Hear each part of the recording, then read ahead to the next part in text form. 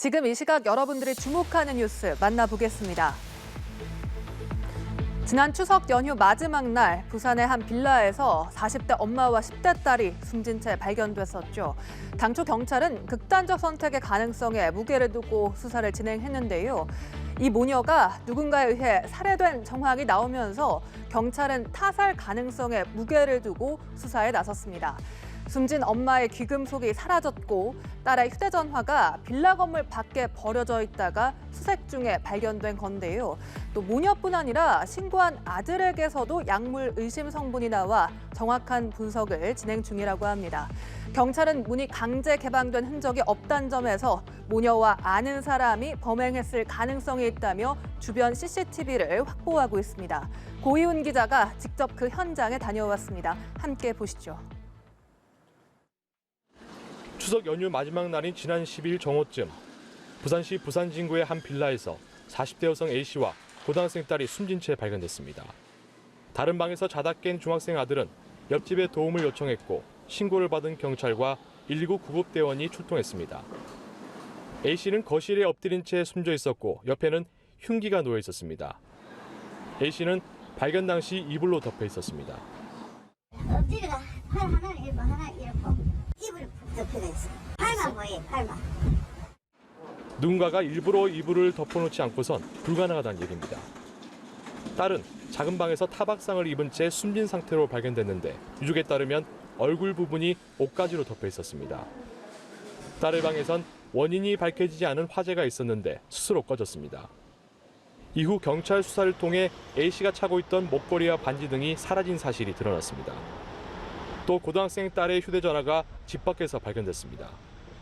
국가수 부검 결과 A씨와 고등학생 딸, 중학생 아들 혈액에선 모두 공통된 약물 성분이 발견됐는데 경찰은 범죄와의 가능성을 조사하고 있습니다. 애초 생활고로 극단적 선택을 했다고 알고 있었던 유족은 안타까운 마음을 금치 못했습니다. 실제는 아닌데 너무 가져가서 너무 사람이 비참하게 막 엄마가 막 딸을 때려서 죽였다고 그렇게 처음에 보도가 나는 거 우리는 너무 충격적이에요. 왜냐면은 그렇게 해서 아무도 아니고. 경찰은 30여 명의 전담반을 꾸려 수사를 진행하는 한편 부산경찰청 미제 수사팀을 지원해 범죄의 실체를 규명하겠다고 밝혔습니다. 연합뉴스 TV 고효입니다. 블라디미르 푸틴 러시아 대통령이 2차 세계대전 이후 처음으로 예비군 부분 동원령을 선포하면서 러시아 전국 곳곳에서 시민들의 거센 반대 시위가 잇따르고 있습니다. 앞서 러시아 국방부는 대학생을 제외한 18세에서 27세 남성 중 의무 군복무를 마친 예비역 30만 명이 징집 대상이라고 밝혔는데요.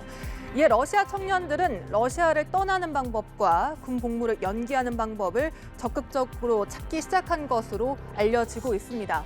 실제 징집을 피하기 위해 팔을 부러뜨리는 방법, 징병을 피하는 방법이 인터넷 검색어로 급증하기도 했는데요. 정다미 기자의 리포트 함께 보시겠습니다. 러시아 수도 모스크바, 거리로 나선 시민들이 박수를 치며 전쟁 반대, 동원령 반대를 외칩니다. 러시아 전국 곳곳에서 동원령 반대 시위가 벌어지면서 1,000명 이상이 체포됐습니다. Я не боюсь. Я уже ничего не боюсь. Самое ценное, что они могут от нас отнять, это жизнь детей. Я жизнь ребенка своего не отдам. 온라인에서 반전 시위 물결이 확산하자 검찰은 미어가 시위 참여 시 최고 15년형을 받을 수 있다고 경고했습니다. 징병을 피하는 방법, 팔 부러뜨리는 방법 등이 인기 검색어로 떠올랐고 튀르키예, 아르메니아 등의 직항편이 매진되는 등 국외 탈출러 시도 시작됐습니다. Да, это не плановый визит, мне 17, и из военкомата так вот штатно мне еще не приходила повестка, но я учусь в онлайн-бакалавриате, с этим могут поспорить, поэтому уехали. 러시아와 국경을 맞댄 주변국들도 바짝 긴장하면서 경계 태세와 러시아인 입국 제한 조처를 강화했습니다. 위기감에 금융시장도 요동쳤습니다. 러시아 대표 주가 지수는 장중 9% 이상 추락했고 루블 화가치도 급락했습니다. 연합뉴스 TV 정담입니다. 이처럼 푸틴 러시아 대통령의 예비군 동원령 전격 발표에 대해 외신은 코너에 몰린 쥐가 공격하듯 코너에 몰린 푸틴 대통령이 제일 위험하다고 분석했습니다. 이번 동원령이 수세에 몰린 푸틴 대통령의 상황을 반전시키기 위해 꺼내든 카드라는 분석입니다. 김지선 기자가 정리했습니다. 최근 반격의 고삐를 바짝 조인 우크라이나는 동부 돈바스 루안스크주 리시찬스크 인근까지 진격하는 데 성공했습니다. 이 지역은 전쟁 초기부터 러시아와 우크라이나가 서로 뺏고 빼앗기며 각축전을 벌여온 핵심 요충지입니다. 이지움을 비롯해 동북부 하르키우주 대부분을 탈환한 우크라이나는 여세를 몰아 헤르손주 등 남부에 이어 동부 지역에서도 공세를 이어가고 있습니다. 반면 점령지를 잇따라 잃은 러시아는 교도소 죄수까지 용병으로 모집할 만큼 병력난이 심각한 상황입니다. 북한이 부인하긴 했지만 러시아가 북한에 무기 수출을 요청했다는 미국 측 발표가 나올 만큼 군수 물자도 턱없이 부족합니다. 매슈 슈미트 뉴헤이븐대 부교수는 이번 동원령에 대해 훈련, 조직화 등의 시간이 걸리는 만큼 러시아의 전력에 도움은커녕 커다란 리스크가 될 것이라고 지적했습니다. 러시아가 예비군 30만 명을 투입하면 전쟁이 장기화할 것이라는 전망도 나옵니다. 이러한 가운데 푸틴 대통령이 동원령 발령과 함께 러시아 점령진의 합병 주민투표 지지를 선언하면서 그 배경이 관심을 모읍니다.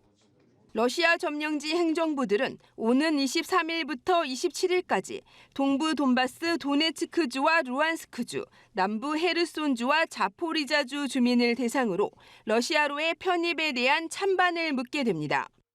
당초 11월 실시서를 뒤집은 전격적인 결정으로 우크라이나가 러시아의 정식 영토를 침범한다는 명분을 만들기 위한 것으로 풀이됩니다. 슈미트 교수는 푸틴 대통령이 투표를 동원령 정당화에 이용하고 있다고 꼬집었습니다. 우크라이나와 서방 역시 러시아가 지원하는 불법 가짜 투표 결과는 인정되지 않을 것이라고 반박했습니다. 연합뉴스 김지선입니다. 네, 세금은 안 내면서 호화 생활. 이렇게 명품 가방, 명품 시계 등 백화점 명품관을 방불케 하는 고가의 물품들이 한 체납자의 집에서 많이 나왔습니다. 또 세금은 안 내면서 개인 금고에 14억 원에 달하는 현금을 숨겨두기도 하고 차량 트렁크를 개조해 금고를 만들고 13억 원 상당의 골드바와 현금을 숨겨두기도 했습니다. 국세청은 이런 악의적 체납자들을 집중 추적하고 있습니다. 성승환 기자가 보도합니다. 국세청 조사관들이 아파트에 들이닥칩니다. 왜 안 드시는데요? 굳게 잠긴 방문을 따고 들어가 보니 사실혼 배우자 집에 숨어 사는 체납자가 이불에 누워 있습니다. 계시면서 왜 안 나오셨어요? 약사인 체납자의 방구와 차량 등을 뒤지자 약상자 등에서 현금 따발 1억 원이 나왔습니다. 이처럼 재산을 숨기고 호화 생활을 하는 고액 체납자들의 은닉 수법도 다양합니다. 배우자 명의 회사의 직원 앞으로 된 오피스텔을 뒤져 찾아낸 개인 금고에서 현금 14억 원을 발견해 징수하기도 하고 호텔 거주지 개인 금고에 지금 현금 확인했습니다. 개인 금고로 개조한 차량 트렁크에서도 현금 따발과 금괴가 쏟아져 나옵니다. 올해 상반기 이렇게 고액 상습 체납자를 추적 조사에 받아낸 체납 세금은 1조 2,552억 원에 달합니다. 국세청은 또 빅데이터를 분석해 실거주지를 파악한 호화생활 체납자 등 527명을 집중 추적 중입니다. 또 법적 대응도 강화해 상반기까지 은닉재산 환수를 위한 378건의 민사소송을 제기하고 고의로 재산을 은닉한 체납자 247명을 체납처분 면탈범으로 고발했습니다. 납세 의무를 회피하면서 호화 사치 생활을 누리는 악의적 고액 체납자는 대다수 국민들에게 상실감을 주는 등 건전한 납세 문화 조성을 크게 훼손하고 있습니다.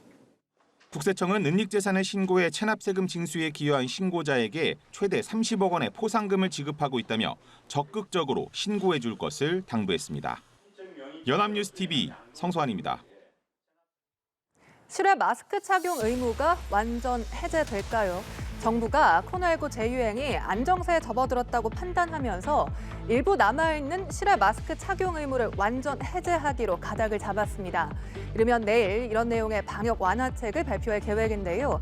지난 5월 실외 마스크 의무는 해제가 됐지만 여전히 50인 이상이 모이는 행사 집회에서의 의무는 유지됐었죠. 실외 마스크 의무가 완전 해제된다면 이제 스포츠 경기나 야외 공연에서 마스크 없이도 관람이 가능해질 전망입니다. 외국인인가 아니면 재외 국민인가? 네, 법원이 병역 기피 논란으로 국내 입국이 금지된 가수 유승준 씨의 국적에 대해 의문을 제기하며 법률 검토를 요청했습니다. 유 씨는 LA 총영사를 상대로 여권 발급 거부 처분 취소 소송을 냈죠. 오늘 2심 첫 기일이 서울 고법에서 열렸습니다. 유 씨 측은 항소 이유서에 외국인의 기본권을 언급했는데 재판부는 원고의 경우는 말이 조금 이상하기는 하지만 완전 외국인은 아니지 않나라고 지적을 하면서 유승준 씨가 외국인인지 재외 국민인지 둘 다 해당하는 건지 LA 총영사 측에 정리해달라고 말했습니다. 유 씨의 국적 정체성이 어느 쪽에 해당하느냐에 따라 재외동포법의 적용 범위가 달라질 수 있기 때문인데 여러분의 생각은 어떻습니까? 지금까지 이슈5였습니다.